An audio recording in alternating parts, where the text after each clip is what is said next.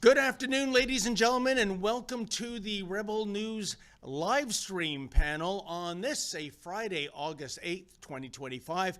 I'm David Menzies, and my co-host out in Vancouver, that would be Drea Humphrey. And, well, it's another crazy Friday, Drea. By the way, since it's 0808, anyone who's playing Pick 3 or Pick 4 lottery numbers, if you're picking all eights, it's already oversubscribed. Don't ask me how I know this. Anyway, Drea, how you doing there?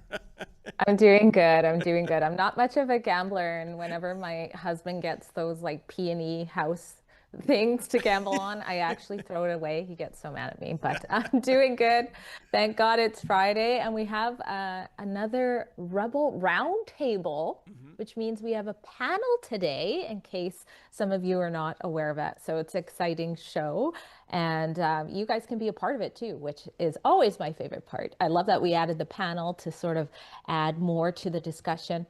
But if you guys want to be a part of that or even ask questions to our panelists, you can do so on YouTube through our YouTube chat option. Or if you're watching this after and you want to say something, you can leave us a YouTube, YouTube thanks. Oh my gosh, I'm having a little bit of a brain fart, as they say.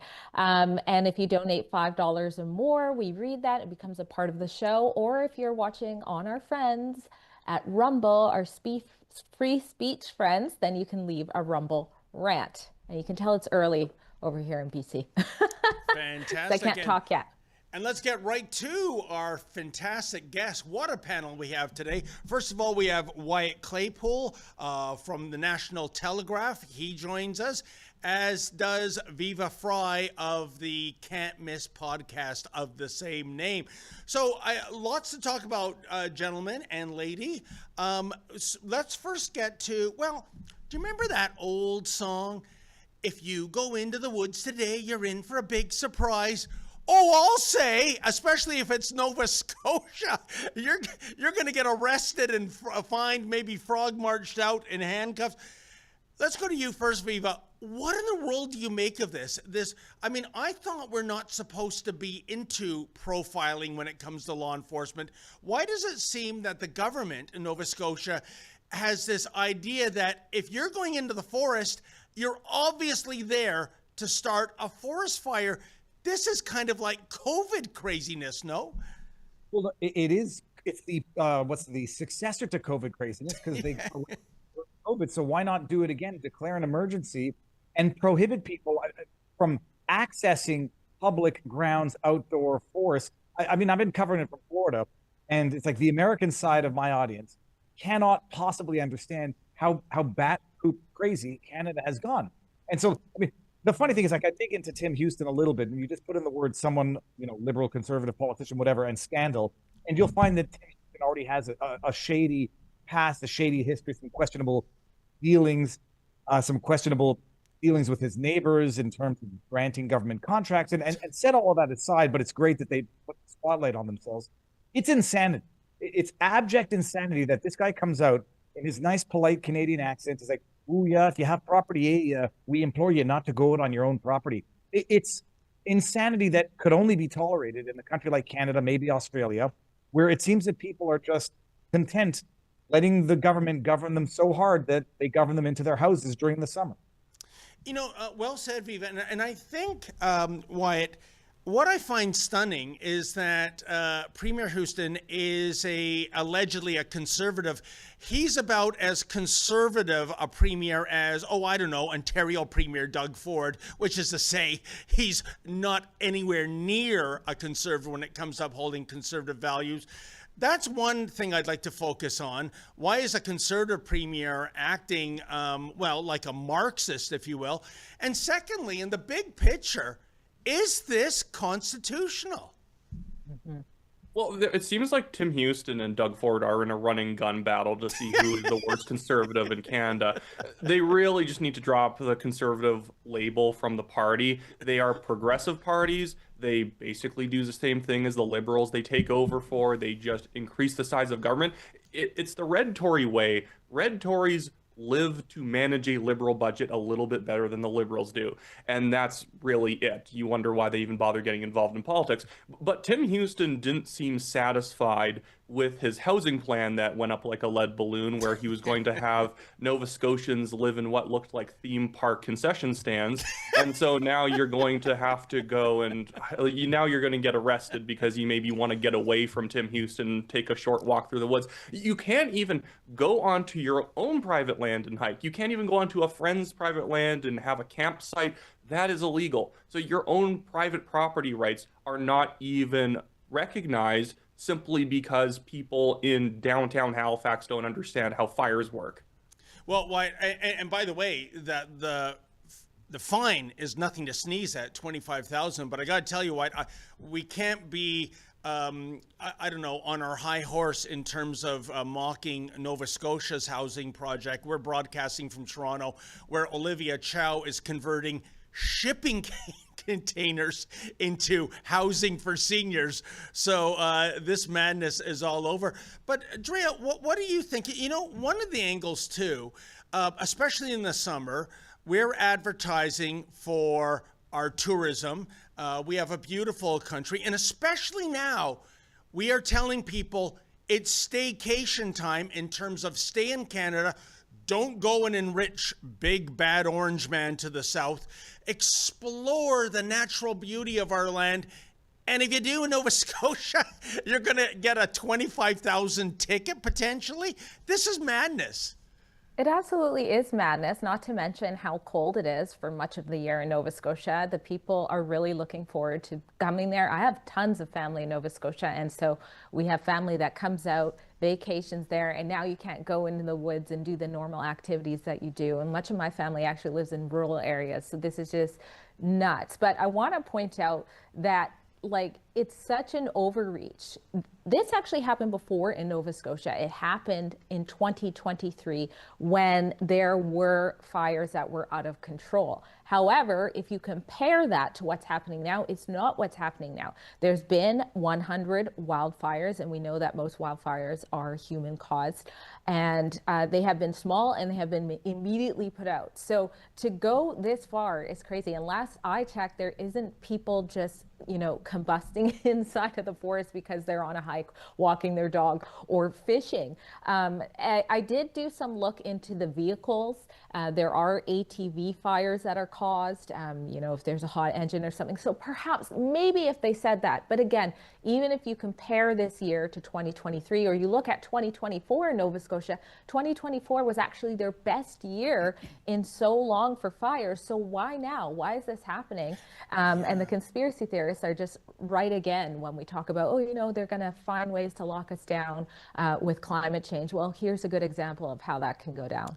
No, that's a great point, Drea. And Viva, how do we fight back? And certainly the Justice Center for Constitutional Freedoms is making some noise about this. But I'll tell you, I have a little bit of a fantasy. If I lived in Nova Scotia, I would try to get 5, 6, 10,000 people and leave the ATVs at home. To Drea's point, don't bring anything in to the woods that might cause a fire in the hot summertime, and just go for a peaceful walk, which I think is your constitutional right to do so on Crown land. They wouldn't even have a chance of arresting 1% of that number. What say you, my friend? As far as tactics go for protest, that might be the less good of the tactics. 5,000 people or thousands of people gathering together. Someone's going to do something stupid, if only to the government's position. First of all, appreciate the insanity that you pay taxes and now they're depriving you from accessing the public lands for which you pay. They're asking you to not go on private land on which you pay taxes, but they're still going to collect your taxes. I don't. The protest is go out there and get a ticket, I guess, if you want to do it and contest it. But the problem is you're going to get stuck with that ticket the way a lot of the COVID protesters are stuck with their tickets now. But it's what's insanity about it is that the fires from 2023, at least the biggest ones in Nova Scotia, were arson. And what are you think arsonists are not going to go out because they have to stay home? And more importantly, if they're going to prevent non-arsonists from going out there, they're actually just sort of making it easier for arsonists to do what they want to do. So it's illogical. It's unconstitutional. They've done it before. They've gotten away with it before. And the judges seem to be ratifying the acts of the government because it's one big club that protects itself. You know, that is a fantastic point you've just made, Viva, because arsonists, by definition, don't obey the law. But here's where I'm going with this. If you had families camping and couples going for a hike and they're doing everything ethically sound, they're not littering, they're not setting even a campfire, wouldn't those act as so many smoky bears looking at the bad actors and going, hey, wait a minute, don't walk away from these burning embers, put it out properly, but those eyes and ears will be gone now. However, obviously, but also, I mean, did you see Roger Kuzner's tweet from yesterday? I did not. Gosh, he's saying how, you know, he supports the lockdown because he was at a party and someone's wife put out a cigarette in a fire pit, and 10 minutes later the fire pit was on fire. He didn't specify whether or not they were using the fire pit. But no. The fire pit was on fire. Oh no! Oh boy! It's stupid, but it's sad. And if you don't laugh, there's nothing left to do but fire. At least we can say that Tim Houston is an equal opportunity civil liberties violator. At least he will put his knee in everyone's back if you try and go hiking, where at least it's not like British Columbia where depending on your race you can go into a park or not. Yeah. You know, that's a great point, Wyatt. And you know, I want to throw off your backs for some feedback in terms of what the Justice Center for Constitutional Freedom said. Quote, governments never take away your rights and freedoms without offering a nice sounding pretext, safety being the most popular. And Wyatt, we see the misuse of that word safety endlessly. Oh, we can't have a Christian musician come into a public park. There might be some bad people that show up and cause harm. So for safety, we'll just eclipse your freedom of speech rights. Is this a really distressing trend we see in our Dominion right now? The use of the word safety. When I hear people saying it's an unsafe situation, I go, what, is there a downed hydro wire? But no, the way they're using it is to effectively take away our freedoms with a bogus reason. And also, it's also an excuse to make you less safe because these governments are derelict in actually doing proper forest management. So rather than doing proper forest management, they're just not going to let anyone go into the forest. And let's keep a good scorecard going here. So in Nova Scotia, you can't go on a hike, you can't have a picnic with pre-made sandwiches.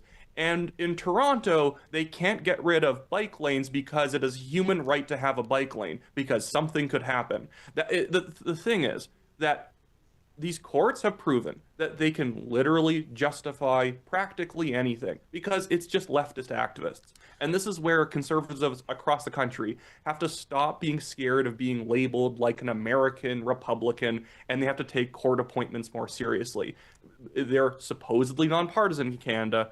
They are clearly not nonpartisan. They are as nonpartisan as our Senate independent group.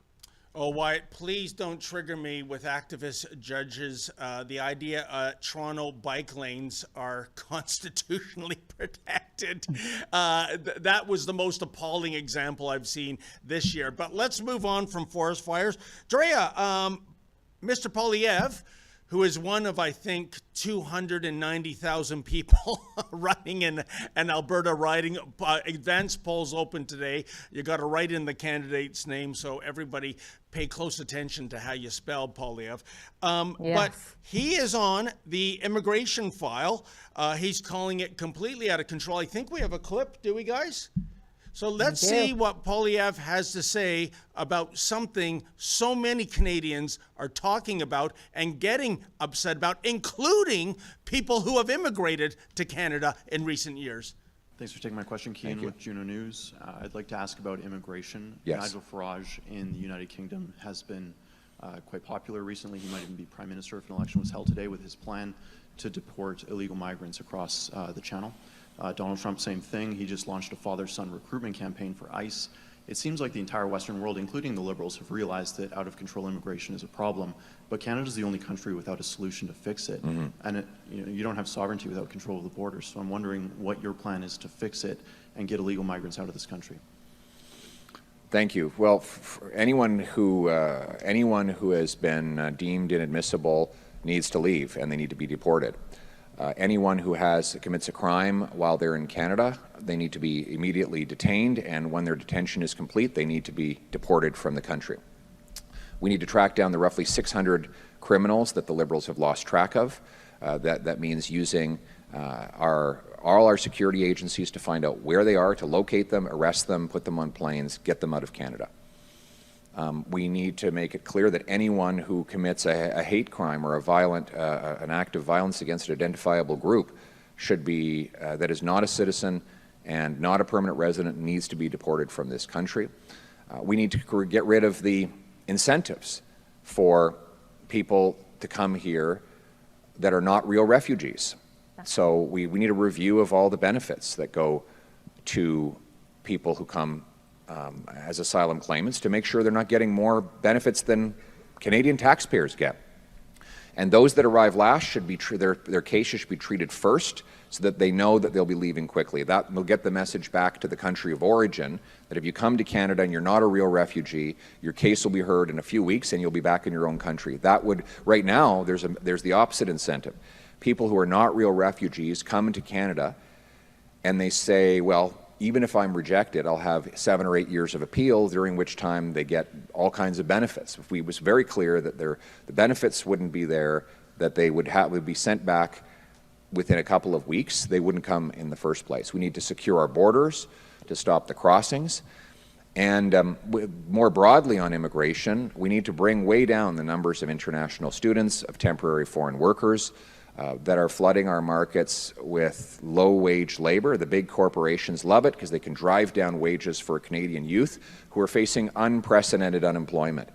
The temporary foreign worker program was not meant to drive down wages. It was meant to fill jobs that Canadians could not or would not do, particularly in agriculture. Now it's just become a full-purpose thing that Starbucks or anyone else can use to drive wages down. If they're having a hard time getting Canadian youth working, what they need to do is raise wages. So we need to cut back on the temporary foreign worker program. And finally, the overall number needs to go down. Over the next several years, we actually need more people leaving than coming. That's net negative migration. And so that's what I've said. We've got these millions of people whose visas are going to come up. When their visas run out, they're not eligible to stay. They need to be told to leave, and if they don't leave, then obviously they need to be deported, and that will allow us our housing, health care, and jobs to catch up with the number of people in our country. Thank you. Viva, I like what he's saying, and I got to tell you, I want to point out one specific example of what I think is the immigration boondoggle. We ran a story earlier this month. It was getting a lot of views. It was about the situation in Niagara Falls, Ontario. Now, Niagara Falls is Canada's #1 tourist destination. I can tell you, out of the 16,000 room inventory, 2,000 of those rooms are out of commission. They are putting up about 5,000 migrants, and there's also, in fairness, some people fleeing northern Manitoba from the forest fires there. This migrant hotel program has cost more than $1.1 billion Canada-wide. And in the big question, Viva, here is what I ask. How are we supposed to end the war on poverty when we keep importing the world's impoverished? Well, David, my bigger question is, I don't want to sound like Adam Sandler out of Wedding Singer. Where the hell was the statement 2 months ago? Like, these are things that should have been brought to the election campaign 2 months ago. Instead, you made the joke about the conservative Tim Houston being a progressive conservative. First of all, that's an oxymoron. It's like a flat mountain or a pregnant bird. Can't be progressive and conservative at the same time. They're mutually opposing. But the Canadian conservatives, they seem to act just slightly less liberal than liberals during the election season. Pierre was basically silent on this, but even less than silent, talking about reducing immigration from 500,000 to 350,000. It needs to be brought to zero. and the illegals need to be kicked out of the country. Nobody was talking about deportation on the conservative side. What's her name? Ruby Dahlia. Ruby, what's the last name? I forgot it. Ruby from the Liberals was the only one talking about deporting illegal immigrants. And now he finds his courage and he finds political tact after they lose the election. They should have been talking about this during the election. Good for him. It's not too little too late. It's like too little after you lose the election on it. Well, you know what? Good point. Let's see if he is still playing this tune when the next federal election is, whenever that may be. Could be next year, could be in 4 years. Who knows? But Wyatt, again, I want to throw to something that I consider to be in Canada the most overlooked, underreported story. And it came out last April, right during a federal election campaign. I think Pierre Poilievre was the only one with guts to address it. It was that Privy Council report showing that Canada in 2040, less than 15 years away, is going to be this dystopian story. It came out last April. Environment in which you see the rich who have either left Canada or living in gated communities with security guards. The rest of us, we're forced to fish, hunt illegally, and forage just to stay alive. And again, I ask, if that's what the Privy Council is predicting, and I'll tell you, you go to many cities and towns in Canada, and it looks like 2040 is already here when you look at the homeless encampments. Where is the logic in importing the world's poor? And the thing to note about that Privy Council, briefing memo is that it's not like this was like a bunch of secret crypto conservatives created it to make the Liberals look bad. These are Liberals writing a report that was only for the eyes of the Prime Minister's office, and then it got leaked out. This was them being as honest as possible, assuming nobody was going to read it. And this really does demonstrate, like, when this stuff is real, this is when the conservatives, and I'm saying this not just because it's the principal thing to do, it's the effective thing to do. They need to be running on a very big vision on what they're going to do with the country. They're saying 350,000 immigrant cap a year. I'm saying 250,000. It has to be saying I'm going to cut it 80%. We are going to go as little as possible with some room so that we can bring in engineers and computer scientists and whatnot. That's okay. And the thing is, like, you wonder why the youth vote is actually moving right in Canada, as well as a lot of other countries around the Western world. It's because so many of these policies, when it comes to immigration, have utterly destroyed people's ability to get a job or find decent housing. And then the Liberals ended up getting back in off of the back of people who bought their homes 20 years ago, frankly. Not all of them, but, for voters who are above the age of 55, it tends to be more true that you live in the part of town where there's no crime, you have a nice house, you have all this stuff already established. And so the bad TFW program kind of goes unnoticed because you're not competing for those jobs. And what I've always found kind of startling is how pathetic business has become in Canada. They don't demand a tax cut. They don't go into Carney's office and say, what the heck are you doing? I thought we were part of a crisis, cut our taxes so that, we can let loose and, grow the economy. They just ask for more TFW workers. Please just give us some more subsidized workers. That's all we'll ask for. They're so cowed and they're so whipped that they don't even advocate in their own interests properly anymore. It's unbelievable. And, Drea, I'm in the GTA. You're in Vancouver. These two markets have the highest priced average housing in all of North America. Pierre Poilievre made mention of that several times during the campaign. It was always tough to get into the market. I would argue, to Wyatt's point, that for young people, the Canadian promise, as Pierre Poilievre calls it, in certain markets like the places where we live, it's now impossible. In fact, my sons 4 years ago moved out of the GTA to Windsor because they saw that there's just no way of getting into this market. And again, how, with the strain on housing, with this bubble that never seems to burst, and in your neck of the woods, in June, I passed by East Hastings Street. I'm not trying to be funny or, critical, but it looked like the set for a zombie apocalypse film. So again, not putting any governors on immigration. And where do most immigrants tend to go? Well, it's Toronto, Vancouver, and Montreal. Where is the sense in this? There is no sense, and I agree with what Fry said. Why didn't we hear this during an election? This is a winning issue. One of the polls that came out last year showed that people, around 72%, are saying this is out of hand and they want to see less of it. So I do like what Poilievre said, but I would have liked to hear it before. In particular, I like what he said about going after the incentives so that people can't just, I don't know, hold a pride flag and then come on over and tackling the newest applicants first. But a lot has to be done. Another report that we did, Alexa and Lincoln did a great job exposing what's happening out in Quebec and New York at that border, all the criminal activity of people just smuggling back and forth. This is by far out of control. And back to the Privy Council memo, and that touches on your point about the young people leaving. The Liberals predicted that the young people will leave. We won't be able to take care of our elderly, that we'll essentially have to be hunters and gatherers again. Now we know we might not even be able to hunt in the woods. So this is the number one issue, in my opinion, affecting Canada.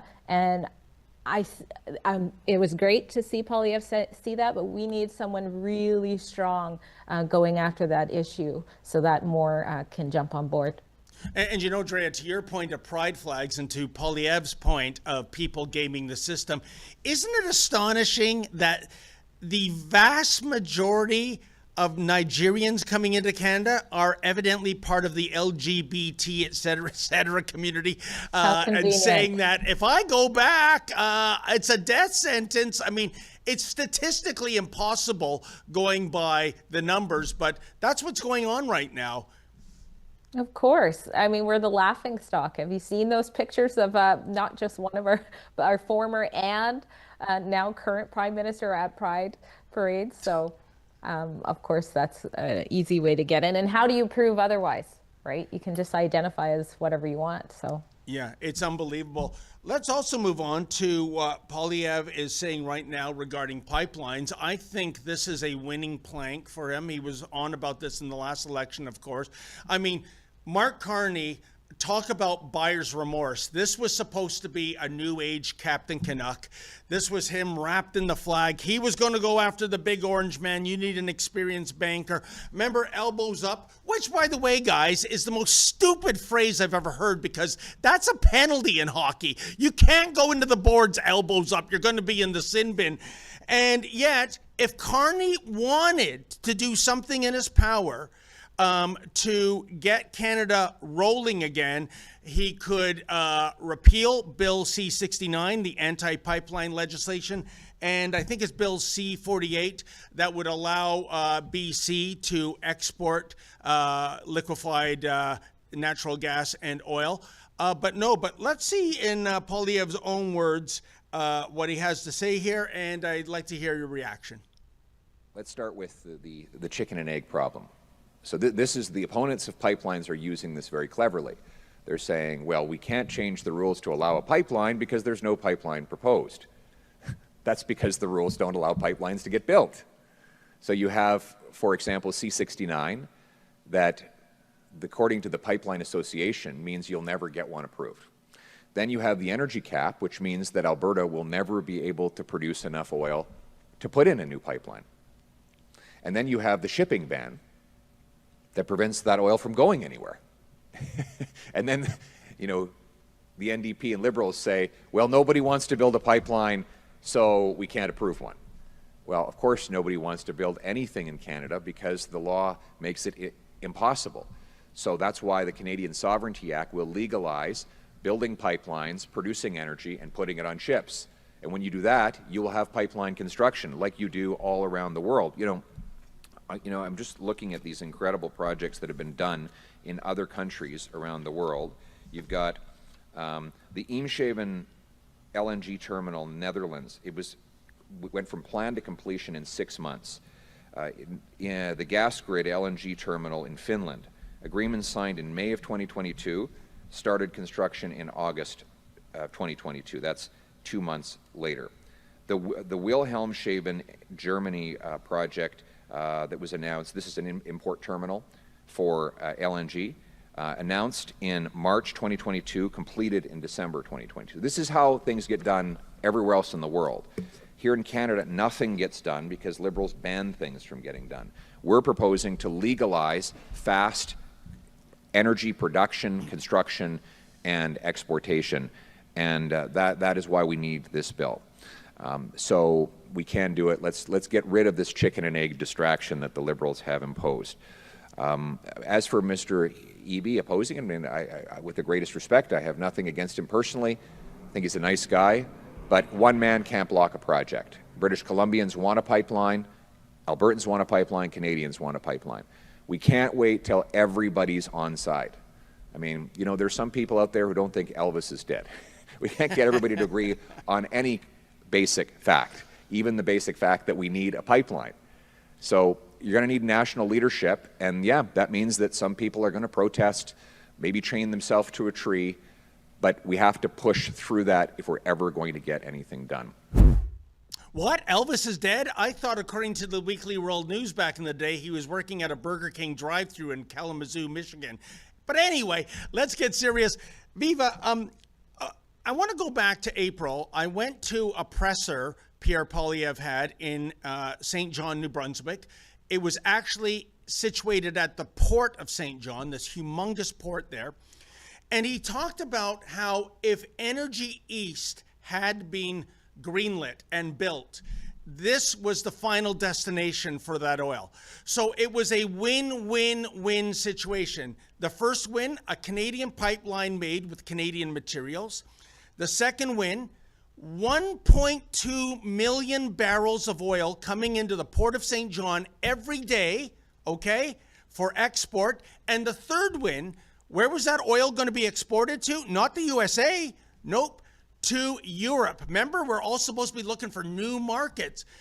What is it about this Liberal government that has this fetish about being so anti-pipeline when the benefits are enormous?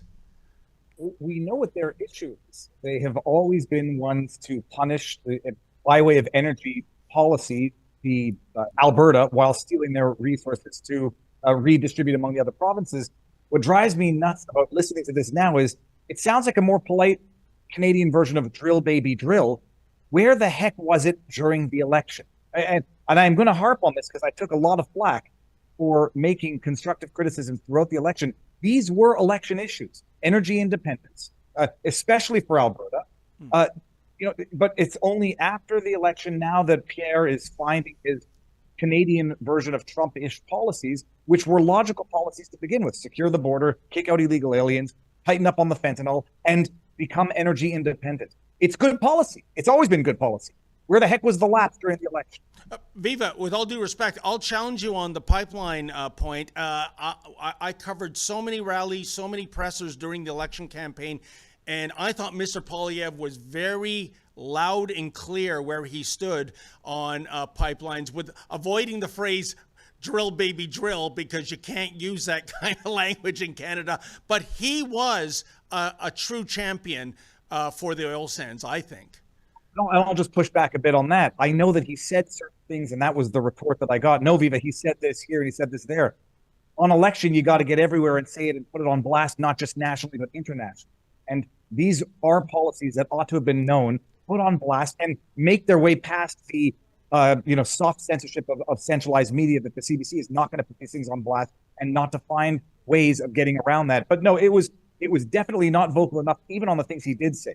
But the past is the past. It's good policy. Everybody knew it was good policy, and it would be good for Alberta. Okay.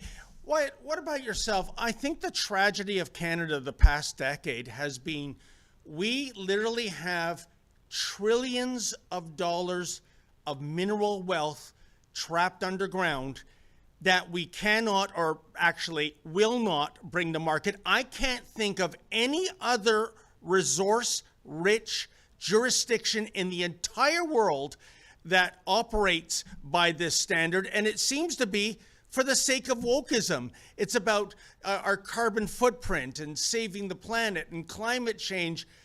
Am I right about this? Well, the problem with Canada is that despite being the second largest country on the planet by landmass, we're an extremely urban country. And you start to have that mentality develop that, food comes from the grocery store, that, we don't, it's not the oil and gas industry that is generating the economic prosperity for the country. It's people working in office buildings in downtown Toronto, which they're probably doing good work, but that work does not actually exist if we are not pulling things out of the ground, growing things, or manufacturing. But people can very easily divorce themselves from economic realities, and then they wonder why the economy's slowing down after they keep voting for politicians who end up holding up natural resource development. A couple of things on what Poilievre and the Conservatives are doing. One, I just want to take it from the perspective of what Carney's doing and then what the Conservatives are doing. I'll actually start with the Conservatives. There is a rumor going around insider circles right now that in the fall, despite what Carney has been doing with flip-flopping with pipelines, they are at least going to try and push one through. Whether they just do it by word and they don't end up getting started on 3 years, they at least want to rhetorically look like they're not against pipelines. And so what Poilievre and the Conservatives are doing is trying to preempt them, say, no, don't just build a pipeline. Build 2 pipelines, get rid of C-48, get rid of C-69, and clear the way so that we can have full energy independence, basically upping the ante to show that if the Liberals pretend that they're in favor of a pipeline, this is the actual standard of what being in favor of pipelines and oil and gas development is, and this is where they're probably going to come in at. But what Carney's been doing, and it's extremely cynical, is he has been outsourcing saying no. He doesn't actually want to say no to a pipeline. He'll just keep saying yes. Even David Eby, even Wab Kinew, who Wab Kinew reminds me so much of who was that governor of Louisiana in the 30s. I feel like you would know based on how you're dressed, David. How dare you? Yeah, no, it's good. He's a At least character, he's dressed. the guy they would call the guy they called the Kingfish governor. I always think of Wab Kinew as Chief Salmon now. But the thing is that these guys all outsource saying no. They say, of course I'm in favor of a pipeline, but if an Indigenous band says no, I guess we can't do it. Or if a premier says no, or if I run a focus group and anyone sneezes, I can't do it. They'll always say yes, but they'll just say, oh, but these people are saying no, and so I can't do it, even though there's nothing in law requiring you to listen to people trying to hold up energy projects. No, why? You know what? That is a brilliant point. It's kind of like the philosophy a bartender will use with a drunk that's surly, and he's got to cut him off because he doesn't want to lose his liquor license if things go sideways. And it's along the lines of, look, if it was up to me, I'd keep pouring you drinks all night long, but I think there's a liquor inspector in the room, so you don't want me to go out of business, so you make somebody else the heavy, is what I'm saying. Dre, I want to get to your point of view, but before I do, because we're at the halfway mark, I have to, with a broken heart, say goodbye to our panelists. But before I do, Wyatt, I'll start with you. How can our viewers access your content?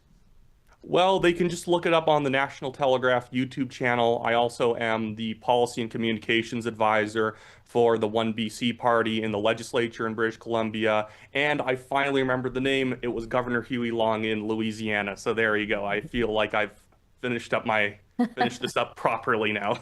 Well, it was 1 out of 3. It was either Huey, Louie, or Dewey, I suppose. Viva Fry, where can our viewers see your superb podcasting? Daily on Rumble at 3 o'clock, Sunday night at 6 o'clock with Robert Barnes. And if you put in Viva Fry in any search engine, you'll get a slew of results. Some funny, some less funny. But yeah, I'm all over. There you go. As the late, great Billy Red Lyons used to say, folks, don't you dare miss it.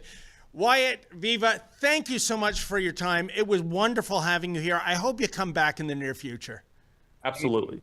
All right. You have a great weekend, guys. So, Drea, what great feedback from our guests. That might have been one of our best panels yet. Fun. And before we hit an ad break, I don't want to leave you out of the picture in terms of Canada and our pipeline production, or rather lack thereof.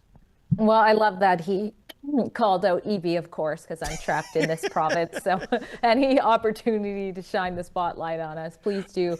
But this is an issue of red tape and barriers up the wazoo, and Eby is the king of that. I think when it came to blocking or preventing the Alberta pipeline to Prince Rupert. Even said, I'm not blocking it, I'm not making it not happen. There's no viable projects out there, something like that. But there is so much red tape. We even have our own emissions cap out here in BC. Why nothing can get done? Even when it comes to mining, the same thing is happening. Then you sprinkle a little bit of our DRIPA policies or UNDRIP policies that say we have to have the First Nations come into agreement. That's becoming more and more of an issue because the First Nations can't agree with each other. And hey, 95% of the population doesn't even elect their government. So we are a mess. And there are a lot of things, slowing down, preventing, or making it unfeasible for pipelines, and that needs to change. Drea, to be fair to BC, and you tell me if I'm right or wrong, because you've forgotten more about British Columbia than I'm ever going to learn, but you take Vancouver and Victoria out of the mix. When we look at the hinterland of BC, we see a lot of people espousing conservative values. Maybe that is a conservative province without those two municipalities, kind of like California. You take San Diego, Los Angeles, and San Francisco out of the mix. There are a lot of conservatives, believe it or not, in the state of California. Do I have this right? Absolutely. Well, again, our last election, which was October of last year, it was a tie for a bit until they did all of those recounts. So we saw a rise in conservative voters. People have had enough in many different sectors, whether it's the landowners, whether it's the renters, whether it's, people in the energy sector. There's just a lot of people switching over. And of course, our drug issue out here is huge and not cracking down on crime. So people are becoming more conservative. The refugees are politically aligning with more conservative views as common sense goes out of the window. Incredible. Drea, why don't we throw it to an ad? And on the other side, why don't we come back to there are U.S. Congress Republicans saying, here's a major threat to trade. It is our online streaming act, which I think an American would define as the anti-First Amendment. More on that when we get back, folks. Are you or do you know a young, freedom-loving truth seeker who's sick of legacy media spin and woke newsroom groupthink? I'm Sheila Gunn-Reid. I am the editor-in-chief at Rebel News, and I'm the president of the Independent Press Gallery of Canada. And I wanted to personally invite you or the young person you know to the Democracy Fund's 2025 Student Journalism Conference and Job Fair happening in Toronto from October 3rd to 5th. This year's theme is the free market, not just in economics, but in speech, in ideas, and in media. If that inspires you instead of intimidating you, then this is your moment. Over 3 packed days, successful applicants will get hands-on training in modern journalism with a focus on digital platforms, storytelling, and civil liberties reporting. You'll attend interactive sessions complete with real-time group assignments graded by senior journalists and compete for a grand prize. It's all expenses paid, flights, accommodations, and meals fully covered. This is a professional grade experience for aspiring journalists with guts and grit. We're looking for Canadians or permanent residents or work permit holders age 18 to 30 who demonstrate ambition, integrity, and a commitment to free speech and truth-telling. You don't need a journalism degree, just the courage to challenge the narrative and the work ethic to back it up. Speakers include Ezra Levant, David Menzies, Tamara Ugolini, and yes, I'll be there too. Past grads have gone on to work in independent media, including right here at Rebel News. And for those of you who believe in building an independent media ecosystem, you can help too. If you're a business or individual who wants to sponsor this conference, email us at events@thedemocracyfund.ca. Applications close very soon, August 3rd. Visit thedemocracyfund.ca to apply or support the next generation of fearless Canadian journalists. Let's train reporters who tell the truth, no matter who it offends. You know, Drea, I just wish way back in 1984 when I graduated at the Ryerson School of Journalism. There was such a thing as the Student Journalism Conference that our company is putting on. I remember it was back in the old days, pre-internet, me putting clippings and resumes via snail mail to every small town weekly imaginable. I think the most jarring rejection was from the newspaper that was in Tutayatuck, Northwest Territories. Basically, the letter saying, "Sorry, kid, you're just not Tutayatuck material." Right? Thank God St. Paul, Alberta finally came through for me. But such is the case. And wow, flight, accommodation, meals. I thought Sheila looked like a game show hostess there for a second. It's such a good opportunity. Honestly, if you guys know anybody interested in that's at a young age. And so I'm hearing there's a lot of people like ourselves saying, hey, what about us? Can we go to this? No, this is for the young people. We need a young generation of, fearless journalists. So get them out there and everything is covered.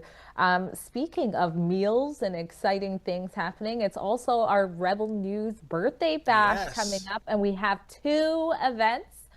Rebel is 10 years old, you guys. 10 years old, a whole decade somehow with our backs against the wall. Here we still are. And all of that is thanks to you guys. We are nothing without you. So this is the perfect time to come join us and celebrate our birthday. So the first one is happening in Calgary. I believe it's September 18th. All of this information is at happybirthdayrebel.com. So there you have the first one, Calgary, yes, September 18th. And we added on a second event, a second birthday party bash, which is in October 16th in Ontario.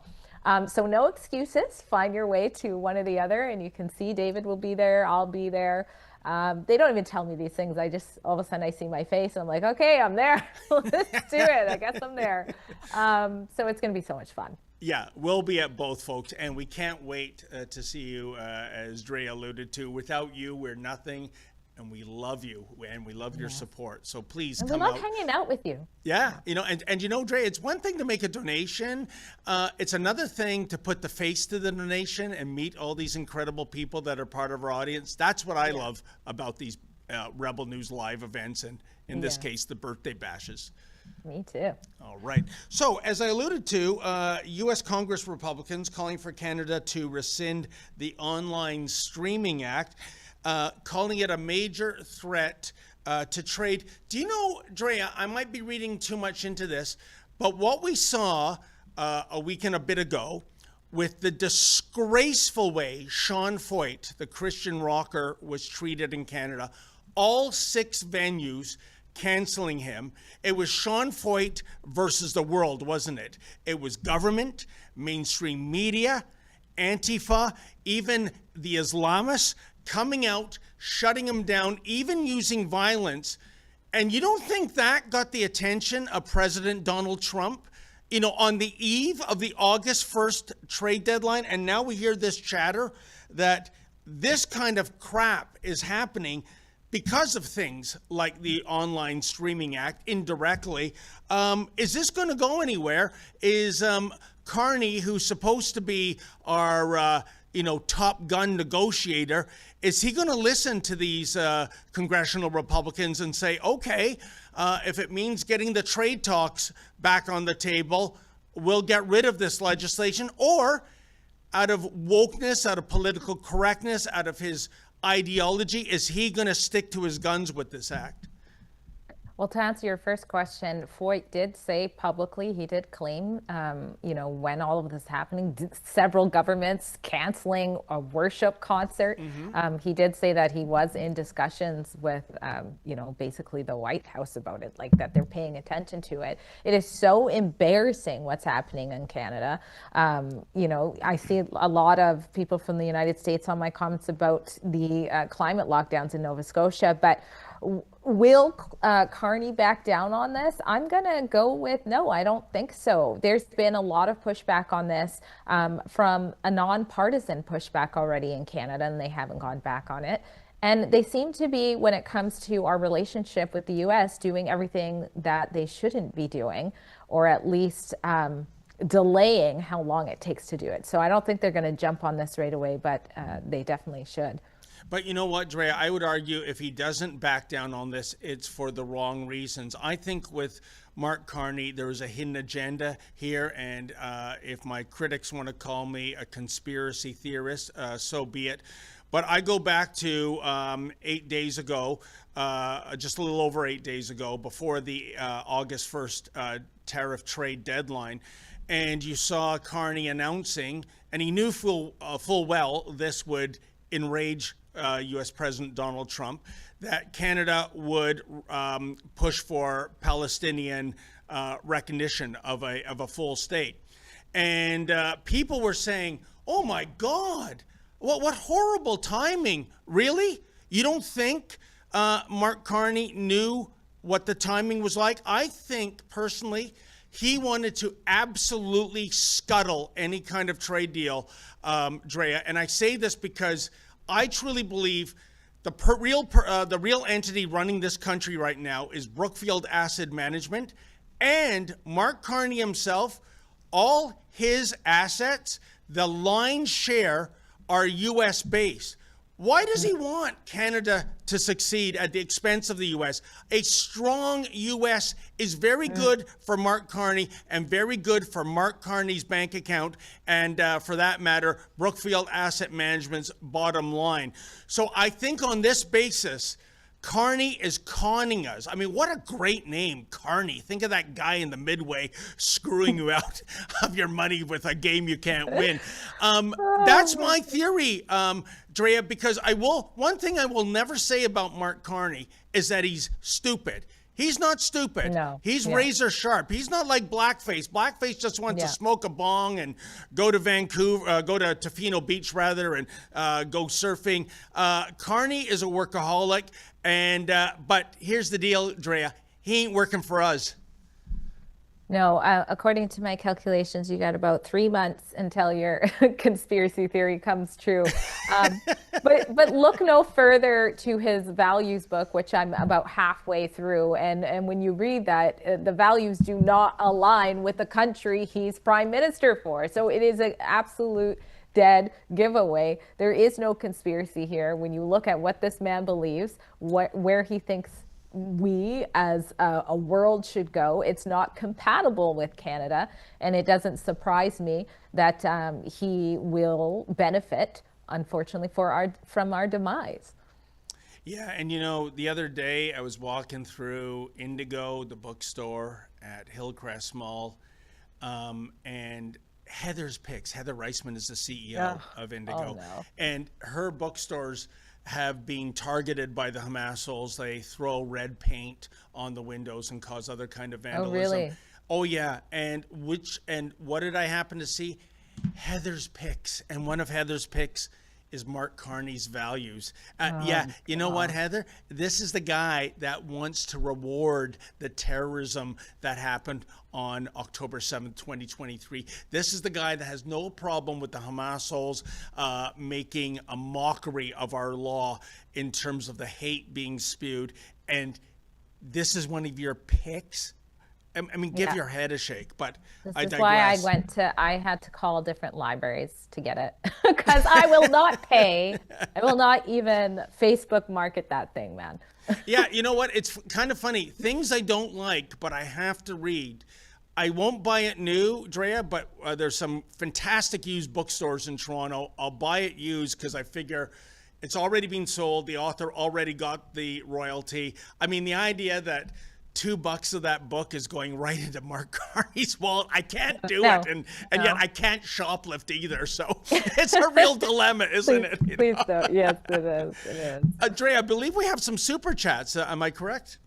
We do. We've got a couple here, starting with P.S. Caulfield, 10, donates $5. Thank you very much. And says, I wonder if one of the reasons many Canadian politicians are so willing to get into the grill of their citizenry is the lack of potential deterrent implied in the states in the Second Amendment.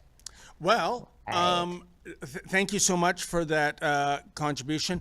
I would refer you to an excellent book by John Lott, simply titled, and the title says all, More Guns, Less Crime. And using statistics, not ideology, not politics, you look at the most gun-controlled blue states in the union, guess what? Gun crime is off the charts.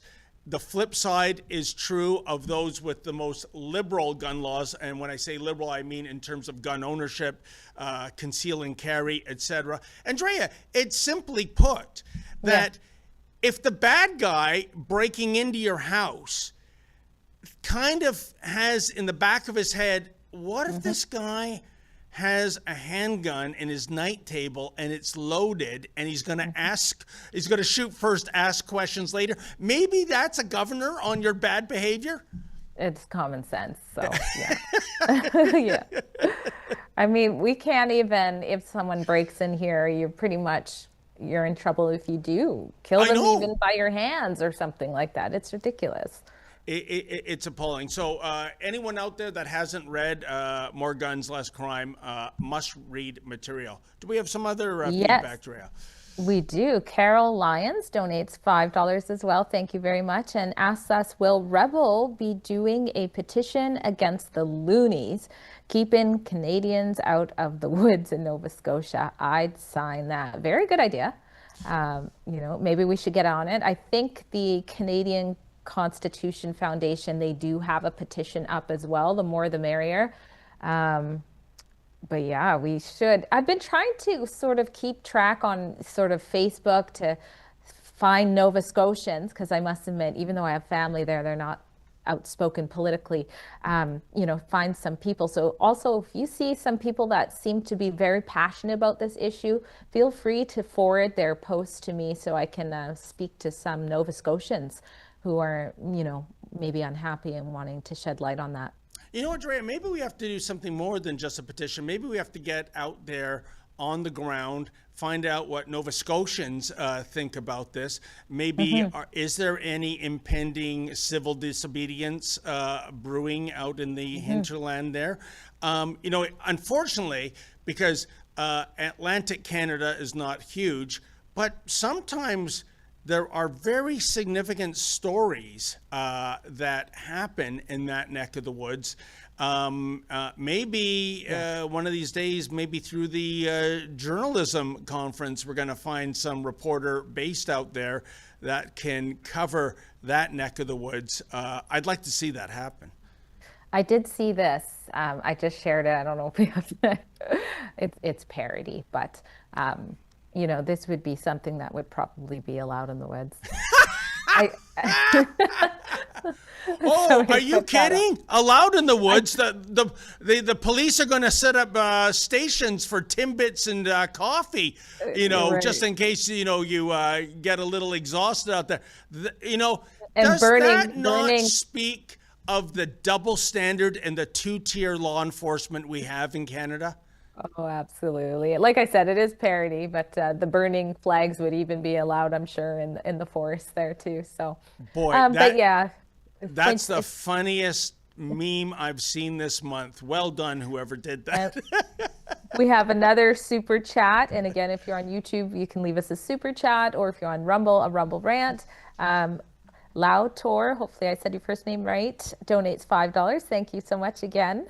Hey, Menzoid, are you a comic book collector?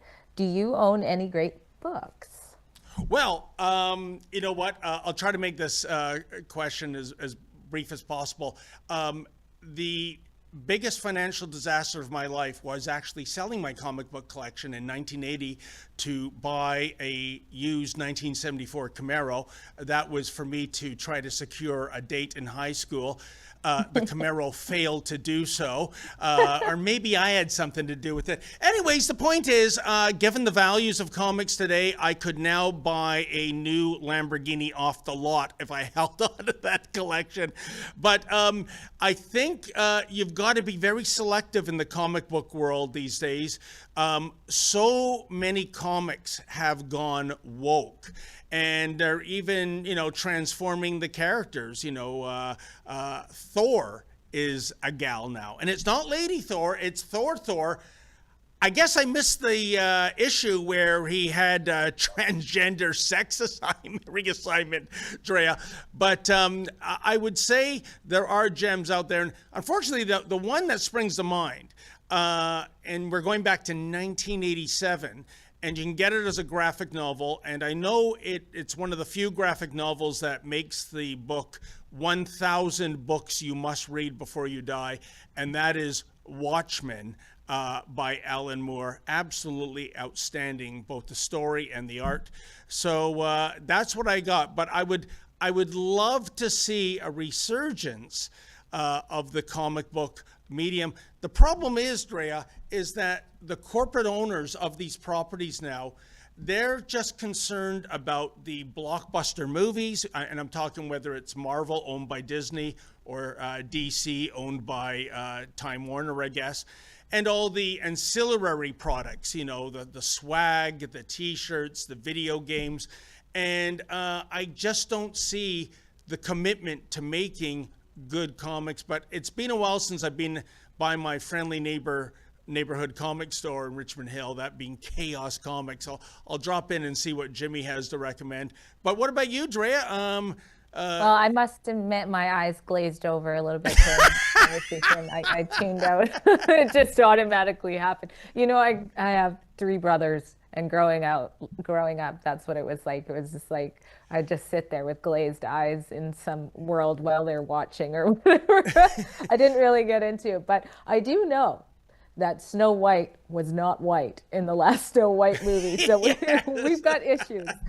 So, well, that indeed is what happens. And you know what? Maybe, Drea, maybe you have answered my eternal question by you saying I made your eyes glazed over. Maybe if I could go back in time to 1980, it wasn't about not having a vehicle. It was about maybe talking about things like chicks like to hear. You know, not, hey, did you get the latest issue of Amazing Spider-Man number 129? Oh, man. Yikes. That sounds funny. Oh, man. Any Thank more God there, for Drea? Lady Menzoid. Yes. Cicely Bardol. Oh, Cicely, thanks so much. Always supporting us. Donates $10. The conversations today are very awesome. Many opinions and good dialogue. This is democracy. You know, I really appreciated that there was some a little bit of dissenting opinions there. I love that. You don't get to see that on the mainstream media, which unfortunately I have to consume in order to do my job. So that was fun too. Well, thank you, Cecily, and thank you so much for the $10 donation. Greatly appreciated. We're running out of racetrack here. I know we flagged in the banner one topic, and we should very briefly. Well, let me just finish this one more chat, and then we'll do that. Okay. No worries. Jay Peterson, thank you very much. Donates $50. Oh my goodness! Wow, thank you so much. Is this Jordan Peterson? Could be. I'm joking. In the 90s, I worked for a company that had 2 classifications of labor: productive and non-productive. Productive category were those that hands-on built something. Everyone else included the president was non-productive and a leak in the payroll. You know what? This is a very important super chat, and I want to thank Mr. Peterson for it and the amount, $50. That's very generous. You know what, folks? Whether you're a young person or whether you're the parent of a young person, you want to protect that person from being outsourced to AI. Here's where you put them: in the trades. You know, read the book Blue Collar and Proud of It. The electricians and the carpenters and the plumbers, Drea, I think in the near future, they're going to be, if they're not already there, your next multimillionaire class. They cannot be outsourced. These are people that are skilled, that work with their hands. They do incredible work and crucial work. Don't send your kid into gender studies. There's only one job for gender studies graduates. That's to be a teacher of gender studies. I think that might be where that super chat was going to. What say you, Drea? Would you have any problem with any of your kids embracing blue-collar trade work? No, absolutely not. And in fact, I have this like looming fear of AI. So I'm always like on my spare time learning about it and where it's going to take us, so I can, I don't know, not be surprised. And trades is the way to go. So they say trades, and also sort of building yourself, I guess, maybe content creation, things like that, where people want to actually know you for the skills that you have and things like that. That seems to be the two paths to go. I think we're going to see some radical changes within the next decade or so. Oh, 100%. And you know what, Drea, I used to think too, well, they can't outsource me, the lovable Menzoid. And then a few months ago, I came into the office and our vice president at 10 said, hey, Dave, I hate to break it to you, we don't need you anymore. I went, what? I thought he was serious. He says, we went to an AI program and we said, here's the subject, write the monologue the parlance of David Menzies. And what was scary, Drea, is that you couldn't tell if it was me or the AI program, but also there was a pop culture reference, which I'm always doing. There was a Star Trek reference. Wow. And worst of all, this is what made my little neck hair stand up on the back of my neck. There was a risque comment followed by the expression, anyway, and I went, no way. No way. Oh my gosh. That's terrifying. You know what? We might be looking at our extinction event, you know, AI scripts and I guess CGI animation to make it look like we're actually broadcasting, Drea. So I wish I knew how to sling a hammer. Let me put it that way. Oh my gosh. I know. Me too. No muscles at all. So. Well, listen, before we wrap up, this is very dire news. Canada's economy shed more than 40,000 jobs in July, partly offsetting earlier growth. Drea, can you explain to me, again, going back to January, as a matter of fact, once the tariff talk became all the rage and Justin Trudeau stepped down and Mark Carney was new and improved. He was Captain Canuck. He was going to save us. And yet here we are, 8 months later, going into 9 months, no trade deal. No economic prosperity, and the statistics show it. And Dre, I want to point out one thing when it comes to this.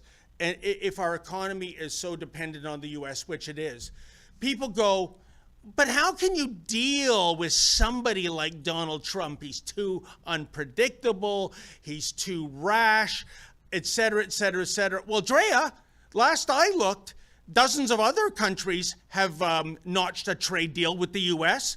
Where's Captain Canuck?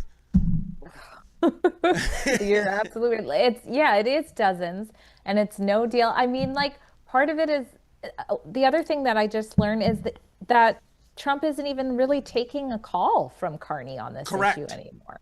Like, it's gotten so bad. And when we sort of mimicked what the EU was doing with threatening, I think it was the online tax, at that point, they just said no negotiations at all. I mean, they've come back from that a little bit, but like, we are so, it's like you said, this almost seems like it's done on purpose. It's like, how do I appear like I have my elbows up, but not really? You know what? Great point, Drea. They're not even talking. Trump's not even taking calls from Mark Carney. Again, you're giving me more flashback nightmares to high school. Hey, Drea, it's Dave here. Just wondering, want to go to a movie on Friday? Hello? Oh, disconnected again. Do we have free counseling benefits? I think we do in our employee package. I think you need some healing from your high school trauma. But I want to point out one like very sad part in this article towards the middle about the young people. It says the declines were largely driven by job losses among young people aged 15 to 24. A cohort that has struggled to find work in the current economic climate. Their employment rate dropped to 53.6%, the lowest since November 1998. That is so sad. I mean, it already appears like that sort of generation maybe isn't like the hardest working. Like that's the appearance I get. So now you have the ones that want to get out there or need to get out there and try to find a job and they're not able to. And I don't know about where you live, but out here it is very clear that pretty much 90% of the people working the jobs that a teenager would usually have are foreigners. That's how it is in our Walmarts, how it is in all of our fast food places. That's how it is in a lot of our grocery stores. So that's a big problem there as well. 100%. Andrea, I harken back to June, the National Post. I think it was the cover story, as a matter of fact, the death of the summer job. It doesn't exist anymore for so many young people. But I want to say on that point, that 15 to 24 demographic, they're getting it. They know that Liberal and NDP policies ain't floating the boat for them anymore. And I'll tell you, after going to so many Pierre Poilievre rallies, even in blue-collar cities like Windsor back in April, Drea, the number of young people out there, it was off the charts. And Windsor, great example, even though the Conservatives did not win the election. But I'll tell you something, for the first time in a long time, 2 out of the 3 seats in a city that is either a red or orange stronghold, election after election after election, 2 of the 3 seats went Conservative. And the number of young people that I saw at these rallies that know that the crap they're being fed by the Liberals and the NDP, especially pertaining to what we talked about earlier, Drea, shutting down pipeline production, for example, so hurting those jobs, hurting the steel mills and the aluminum factories to make the infrastructure for pipelines. They realize that, the NDP and the Liberals with their climate change fetish, they're not friends of theirs anymore. So the tide is turning. It's really, if you look at the core Liberal voter, the core demographic, it is female, university educated, and typically 55 plus. And that, and if someone can explain why the Liberals appeal to these ladies so much, there's a steak dinner in it for you, my friend. Yeah, absolutely. So we better end soon, but just a couple of more chats. Thank you guys so much for the generosity. Yes, Politicians, Nerval, $2.64. That's, sorry? What was that, God? Politicians never lie. Oh, it's just spelt really interesting. Okay. Politicians never lie. Okay. Thank you so much, Olivia. Let Lena Diab know it's going to do it. We are against the Indian invasion. Okay. Well, we'll leave it at that. And Carl Rick donates $2 as well, says Thor was always a woman inside, now she is out. Born that way. Thor was born that way. And Jay Peters donates $2 and says, great job, David and Drea. Stay true. Thank you very much, all 3 of you. Well, thank you very much. And by the way, regarding that comment, Indian invasion, in case you think this is some kind of, far-right criticism, I'll tell you, Drea, one of our sources in the Indian community, we don't use his real name, we call him Ted Smith, and we always digitize his face. Laughing at that. But here is somebody originally from India, and there's many like him that are saying, stop it. You can't bring in the people at the number you are.